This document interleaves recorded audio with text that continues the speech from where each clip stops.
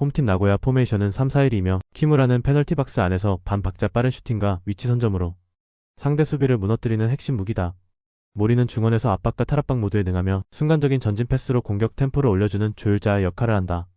이즈미는 측면에서 폭발적인 스피드로 상대 라인을 흔들고 컷신을 통해 박스 안 혼란을 만드는 장면이 자주 연출된다. 그래서 나고야는 키무라의 마무리와 모리 이즈미의 연계가 결합되며 홈에서 공격 패턴이 한층 다채로워진 상황이다. 또한 최근 홈경기에서 전방 압박 성공률이 높아지면서 상대 빌드업을 초반부터 틀어막는 강점을 드러내고 있다. 원정팀 쇼난 포메이션은 3-1-4-2이며 오다는 중원에서 활동량을 기반으로 볼을 순환시키지만 강한 압박을 받을 때는 쉽게 공을 잃는다. 스즈키는 제공권 경합과 포스트 플레이에는 강점을 보이지만 연계 속도가 늦어 고립되는 장면이 반복된다. 오노세는 측면에서 크로스를 꾸준히 시도하지만 페널티 박스 근처에서 창의적인 전개는 부족한 편이다. 그래서 쇼나는 중원에서 탈압박이 매끄럽지 못하고 전환 속도가 떨어져 후방이 쉽게 노출되는 약점이 있다. 특히 후반 체력 저하가 나타나면 좌우 공간 관리가 무너지고 상대의 박스 침투를 막지 못한 채 실점 확률이 커진다. 나고야는 에이스 키무라를 중심으로 빠른 전개와 강한 압박으로 상대를 압도할 수 있는 전술적 기반을 갖췄다. 반면 쇼나는 전개 템포와 수비 전환 모드에서 불안정하며 후반 체력 저하까지 겹치면 무너질 확률이 높다. 결국 홈에서 분위기를 주도하는 나고야가 흐름을 장악하며 승리할 가능성이 크다. 홈팀 도쿄 베르디 포메이션은 3-4-3이며 소메노는 측면에서 폭발적인 돌파와 컷인 움직임을 반복하며 상대 수비를 흔든다. 후쿠다는 중원에서 활동량과 템포 조율을 동시에 수행하며 압박 해제와 전환 속도에서 중요한 역할을 맡는다.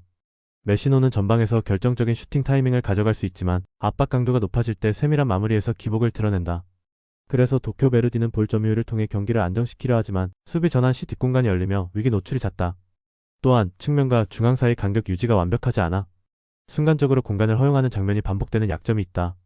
원정팀 오카야마 포메이션은 3-4-3이며 이치미는 문전 침투 타이밍과 특정 감각이 날카로워 공격의 최전선에서 확실한 존재감을 드러낸다. 아타루는 중원에서 왕성한 활동량으로 수비 차단과 공격 연결을 동시에 담당하며 경기의 중심축으로 기능한다. 후지타는 좌우 전환 패스와 볼 운반 능력으로 팀 전체의 리듬을 살리며 세밀한 연계 플레이에서 강점을 보여준다.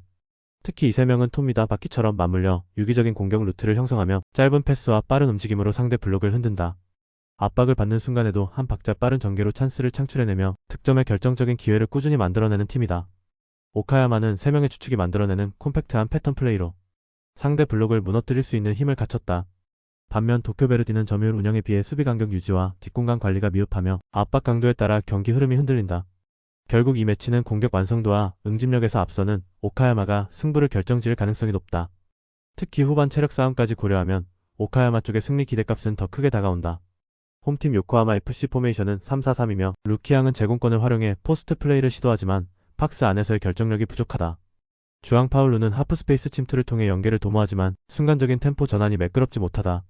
오그라는 기동력으로 측면을 공략하지만 크로스의 정확도가 떨어져 실효성이 낮다. 특히 공격 전개에서 단조로운 패턴이 반복되며 상대가 중원을 봉쇄할 경우 대안이 사라지는 모습이 잦다.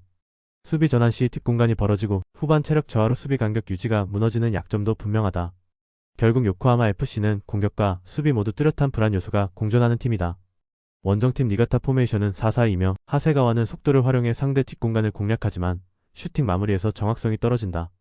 마테우스 모라이에스는 중원에서 볼을 오래 소유하며 빌드업의 중심 역할을 하지만 전방으로의 직선적인 패스가 부족하다. 시라이는 넓은 활동 반경으로 경기를 풀어나가지만 박스 근처에서는 영향력이 제한적이다. 니가타 역시 공격 루트가 지나치게 단조로워 상대 수비 입장에서 예측이 쉬운 흐름을 보인다. 원정에서는 템포가 느려지고 전방 압박 강도가 떨어지며 교체 자원 활용에서도 반전 카드가 부족하다. 이로 인해 니가타 또한 장기적인 흐름에서 경기 주도권을 확실히 쥐기 어려운 구조다. 양팀 모두 전방 공격에서의 마무리가 아쉬운 흐름을 보이고 있어 특정 기대치가 낮은 매치업이다. 특히 교체 자원 부재와 단조로운 전술 패턴은 경기 후반까지 답답한 전개를 이어가게 만들 공산이 크다. 결국 루즈한 공방 속에서 90분을 채우며 무승부가 가장 현실적인 결말이 될 가능성이 높다. 홈팀 세레스 오사카 포메이션은 4-2-3-1이다. 나카야마는 왕성한 활동량으로 중원을 휘저으며 끊임없는 압박과 전환 플레이의 중심축 역할을 한다. 루카스 페르난데스는 폭발적인 스피드와 드리블을 통해 측면에서 돌파와 컷인을 동시에 시도한다. 카가와 신지는 여전히 경기 흐름을 읽는 감각이 뛰어나며 박스 근처에서 결정적인 패스를 만들어내고 있다. 홈에서는 전방 압박 강도를 극대화하며 초반부터 주도권을 쥐는 모습이 반복되고 있다. 교체 자원 활용도 유연해 후반에도 템포를 유지할 수 있는 강점이 뚜렷하다. 원정팀 가시와 레이솔 포메이션은 3-4-3이다. 3백을 기반으로 안정적인 수비 블록을 유지하면서 역습 전개에 초점을 맞추고 있다. 야마다는 날카로운 킬패스로 빠른 공격 전환을 주도하며 카키타는 순간적인 스피드로 뒷공간을 파고든다. 고이즈미는 중원에서 공격과 수비를 잇는 역할을 하지만 압박 강도가 높아지면 쉽게 흔들리는 단점이 있다. 경기 후반으로 갈수록 뒷공간 노출과 수비 집중력 저하로 실점하는 장면이 잦다. 교체 자원의 질과 활용폭 역시 홈팀에 비해 부족한 편이다. 세레소는 홈 강세와 전술적 응집력에서 확실히 앞서며 다양한 공격 루트가 살아있다. 반면 가시화는 역습 외에는 확실한 플랜이 부족하고 체력 저하가 경기 후반 집중력을 갉아먹고 있다. 이번 경기는 세레소가 홈 기세를 바탕으로 승리할 가능성이 높다. 홈팀 우라와 포메이션은 4-2-3-1이며 마스오는 이선 침투와 연계 플레이로 공격 전환의 연결고리 역할을 한다. 세키네는 폭발적인 스피드와 크로스로 측면 활로를 열지만 수비 복귀 타이밍이 늦어질 때 뒷공간 노출이 발생한다. 구스타프소는 압박 탈출과 빌드업 모두에서 핵심 역할을 수행하지만 상대 압박이 강하면 볼 간수에서 흔들린다.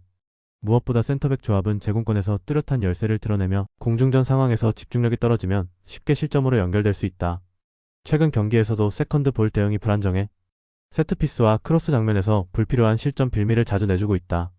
원정팀 가시마 포메이션은 4-4-2며 스즈키는 높은 타점의 제공권 장악과 문전 마무리 능력으로 확실한 무기를 보유하고 있다. 엘베르는 폭발적인 돌파와 컷신으로 공격의 템포를 끌어올리며 스즈키와의 연계를 통해 다양한 득점 패턴을 창출한다. 후나바시는 중원에서 압박과 전개를 동시에 수행하며 빠른 볼 배급으로 측면 전개를 활성화한다. 특히 가시마의 풀백 라인은 크로스를 꾸준히 공급하며 스즈키의 머리를 적극적으로 활용하는 전술적 루트를 반복해 상대 수비를 흔든다. 후반 교체 카드 역시 제공권 활용에 최적화되어 있어 경기 막판에도 꾸준히 득점 기회를 이어갈 수 있다. 우라와는 빠른 전환과 이선 기동력으로 한 번의 반격을 노릴 수 있으나 수비 구조적으로 제공권 약점을 극복하기는 어렵다. 반면 가시마는 스즈키의 머리를 활용한 공중전 패턴과 측면, 크로스의 반복으로 상대 약점을 집요하게 공략할 수 있다. 결국 승부의 무게추는 원정팀 쪽으로 기울고 있으며 이번 경기는 가시마가 우위를 점할 가능성이 높다. 홈팀 가와사키는 4-2-3-1 포메이션을 기반으로 점유율을 바탕으로 한 빌드업 전개에 능하다. 에리소는 제공권과 침투를 겸비한 스트라이커로 상대 수비를 흔드는 움직임이 위협적이다. 타치 바나다는 중원에서 왕성한 활동량을 보여주며 템포 조절과 압박 탈출의 강점을 보인다. 오즈키는 이선에서 폭넓은 움직임을 가져가며 연계와 공간 활용 능력을 극대화한다. 특히 가와사키는 미드필더 라인에서 수적 우위를 점하며 점유율을 안정적으로 확보하고 전방 압박 전환이 날카롭게 이어진다. 후반으로 갈수록 점유율 기반의 운영은 상대 체력을 빼앗으며 공격 루트를 더 다양하게 만들 수 있다. 원정팀 FC 도쿄는 4-4-2 포메이션으로 단단한 블록을 형성한 뒤 빠른 전환 플레이로 역습을 노린다. 나카가와는 폭발적인 스피드와 드리블로 측면 공간을 흔들며 공격의 활로를 찾는다. 다와라츠미다는 후방 빌드업에서 안정적인 패스 배급으로 중심축 역할을 담당한다.